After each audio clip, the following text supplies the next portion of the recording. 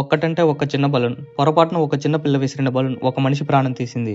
26 ఏళ్ల తరుణ్ తన కుటుంబానికి ఆధారం కావాలనుకున్న ఒక సామాన్య యువకుడు. కానీ ఒక్క చిన్న పొరపాటు చిలికి చిలికి గాలివానలా మారి ఒక వర్గం 10 నుంచి 15 మంది కలిసి చేసిన దాడిలో తరుణ్ చనిపోయాడు. ఇది నేషనల్ వైడ్ గా ఇప్పుడు హిందూ ముస్లిం ప్రాబ్లం లాగా మారింది. ఇది కేవలం ఒక గొడవ మాత్రమేనా?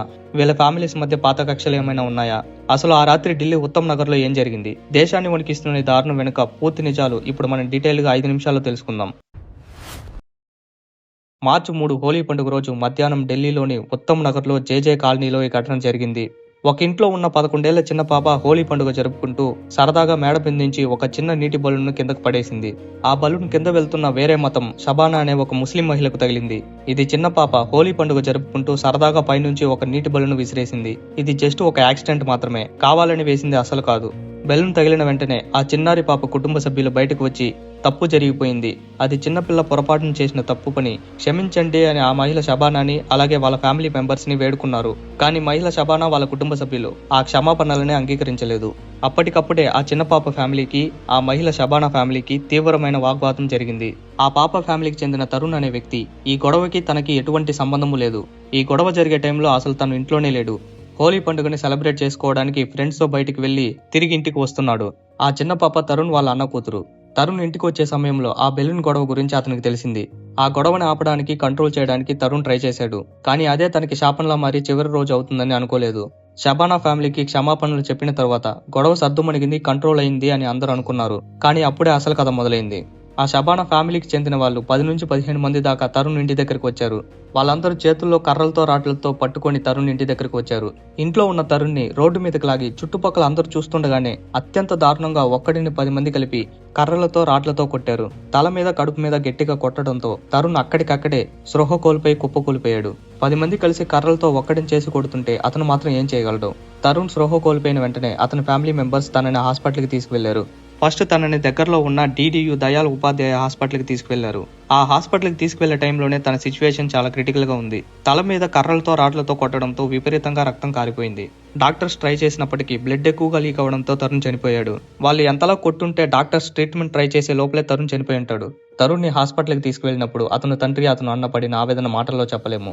నా కొడుకును కాపాడండి డాక్టర్ అని చేసిన ఆర్తనాదాలు అక్కడ ఉన్న వారిని కట్టతడి పెట్టించాయి. తల మీద రాడ్లతో గట్టిగా కొట్టడం వల్లే బ్రెయిన్ డ్యామేజ్ అయ్యి తరుణ్ చనిపోయాడని ఫస్ట్ రిపోర్ట్ లో తేలింది. 100 हिंदू परिवारों के बीच में 100 हिंदू परिवारों के बीच में एक मुस्लिम परिवार सबसे सुरक्षित रहता है। तो 100 परिवारों के बीच में एक हिंदू की बात तो दूर करिए, 100 मुस्लिम परिवारों के बीच में 50 हिंदू सुरक्षित रह सकता है क्या? नहीं रह सकता। अब बांग्लादेश आपके सामने उदाहरण है, इससे पहले पाकिस्तान उदाहरण था, अफगानिस्तान में क्या हुआ था। ఈ గొడవ ఒక హిందూ కుటుంబం ఒక ముస్లిం కుటుంబం మధ్య జరిగింది. హోలీ పండుగ రోజు ఒక చిన్నారి పొరపాటున విసిరిన బలూన్ బురకా ధరించిన ఒక ముస్లిం మహిళపై పడటమే ఈ వివాదానికి మూలం. పండుగ పూట జరిగిన ఒక చిన్న పొరపాటు 2 వేరు మతాల మధ్య గొడవగా మారడంతో దీనికి మతం అనే రంగు పూసుకుంది. 10 నుంచి 15 మంది ముస్లిం కుర్రాళ్ళు కలిసి ఇంట్లో ఉన్న తరుణ్ని వీధిలోకి లాగి కిరాతకంగా రాడ్లతో కర్రలతో అది క్షమాపణలు చెప్పిన తరువాత కొట్టి చంపడం హిందూ సంఘాల్లో ఆగ్రహాన్ని తెప్పించాయి. తరుణ్ చనిపోయిన తర్వాత బజరంగ్ దళ్ VHP వంటి సంస్థలు భారీ ఎత్తున నిరసనలు చేశాయి. ఈ బజరంగ్ దళ్ VHP అనేవి భారతదేశంలో ప్రముఖ హిందూ సంస్థలు. ఆ 2 సంస్థలు సంఘ్ పరివార్ RSS కు అనుబంధ సంస్థలు. నిందితులను కఠినంగా శిక్షించాలని ర్యాలీలు చేశారు. ఈ ర్యాలీల వల్ల సిచ్యువేషన్ అవుట్ ఆఫ్ కంట్రోల్ అయింది. గవర్నమెంట్ ఏ విధమైన అల్లర్లు గొడవలు జరగకుండా CRPF ని ఆ ఏరియాలో దింపింది. CRPF అంటే సెంట్రల్ రిజర్వ్ పోలీస్ ఫోర్స్. ఇది భారతదేశంలో అతిపెద్ద సెంట్రల్ గవర్నమెంట్ పోలీస్ బలగం. పోలీస్ ఇన్వెస్టిగేషన్ లో ఈ 2 ఫ్యామిలీస్ మధ్య గత కొన్ని సంవత్సరాలుగా గొడవలు ఉన్నాయని తేలింది. పక్కపక్కన ఇల్లు కావడం వల్ల పార్కింగ్ గొడవలు, చెత్త మా ఇంటి దగ్గర వేశారనే గొడవలు ఉన్నాయని తేలింది.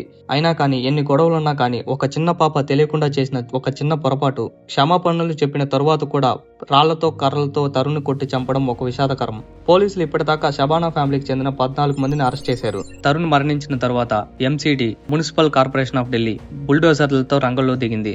ఈ దాడిలో ప్రధాన నిందితులుగా భావిస్తున్న ఉమరుద్దీన్, అతని కుమారుడు ముజఫర్లకు చెందిన ఇంటిపై MCD చర్యలు చేపట్టింది. జేజే కాలనీలో ఉన్న వారి 3 అంతస్తుల భవనంలో అక్రమ నిర్మాణాలను కూల్చివేశారు. ముఖ్యంగా డ్రైనేజీపై ఆక్రమించి కట్టిన మెట్లు, గోడలు, గదులను బుల్డోజర్లతో తొక్కించేశారు. అయితే ఈ హత్య జరిగిన వెంటనే ఈ చర్య తీసుకోవడం వల్ల బుల్డోసర్ జస్టిస్ అనే పేరు వచ్చింది. డ్రైనేజీని ఆక్రమించి కట్టడం వల్ల వర్షాకాలంలో నీరు నిలిచిపోతుందని, అది నిబంధనలకు విరుద్ధమని మున్సిపల్ కార్పొరేషన్ ఆఫ్ ఢిల్లీ చెబుతుంది. కూల్చివేసే సమయంలో ఎలాంటి గొడవలు జరగకుండా అక్కడికి సిఆర్పిఎఫ్ పోలీసులు చాలా మంది వచ్చారు. పోలీసులు చెప్తున్న ఇంకొక విషయం ఏమిటంటే ఇది వ్యక్తిపరమైన గొడవలు మాత్రమే, మతపరమైన రంగు పోయకూడదని చెప్తున్నారు. అయితే యోగి గారు చెప్పిన మాటలని అందరూ గుర్తు చేసుకుంటున్నారు. 100 హిందూ ఫ్యామిలీస్ మధ్య ఒక ముస్లిం ఫ్యామిలీ సేఫ్ గా ఉంటుంది. అదే 100 ముస్లిం ఫ్యామిలీస్ మధ్య ఒక హిందూ ఫ్యామిలీ సేఫ్ గా ఉంటుందా? ఈ యోగి గారు చెప్పిన మాటల్ని ఎక్కువగా గుర్తు చేసుకుంటున్నారు. చూశారుగా, హోలీ రంగుల పండుగ పూట ఒక చిన్న బలూన్ వివాదం ఎంతటి విషాదాన్ని నింపిందో. ఒక్కసారి ఆలోచించండి. తప్పు చేసిన ఆ చిన్నారిని మందలించాల్సింది పోయి క్షమాపణలు కోరినా వినకుండా పదుల సంఖ్యలో గుంపులుగా వచ్చి ఒక యువకుడిని చంపేంత కసి ఎక్కడి నుంచి వచ్చింది?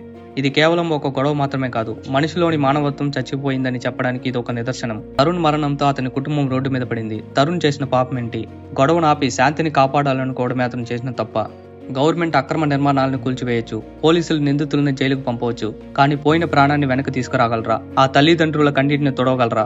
ఈ రోజు మనం ఈ వీడియో ద్వారా కేవలం ఒక వార్తను మాత్రమే చెప్పడం లేదు, మన సమాజానికి ఒక ప్రశ్నని వేస్తున్నాం. మనం ఎటు వెళ్తున్నాం? ఒక చిన్న పొరపాటుకు ప్రాణమే సమాధానం కావాలా? ఈ మత పిచ్చి, ఈ పాత కక్షలు ఇంకా ఎన్ని కుటుంబాలను బలి తీసుకోవాలి? తరుణ ఆత్మకి శాంతి కలగాలని, అతని కుటుంబానికి న్యాయం జరగాలని కోరుకుందాం. నిందితులకు అత్యంత కఠినమైన శిక్ష పడినప్పుడే చట్టం మీద సామాన్యుడికి నమ్మకం ఉంటుంది. ఈ దారుణమైన ఘటనపై మీ అభిప్రాయం ఏంటి? ఇలాంటి దాడులను ఆపడానికి మనం ఏం చేయాలి? మీ అభిప్రాయాన్ని కామెంట్ సెక్షన్ లో షేర్ చేయండి. ఇలాంటి మరిన్ని నిజాల్ని జస్ట్ 5 నిమిషాల్లోనే తెలుసుకోవడానికి మన తెలుగు ట్రూత్ ఛానల్ ని సబ్స్క్రైబ్ చేయండి.